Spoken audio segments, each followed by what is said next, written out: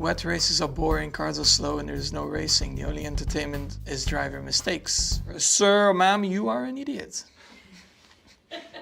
Wet races are not boring, cars are not slow, and there is racing most of the time. Yeah, that's definitely not the only entertainment, the driver mistakes. So I very heavily disagree. You like them? I like them, yeah. I mean, I like wet races, dry races. It also depends a lot on how much rain, when it comes in, start of the race, middle of the race, stuff like that. They can be very entertaining.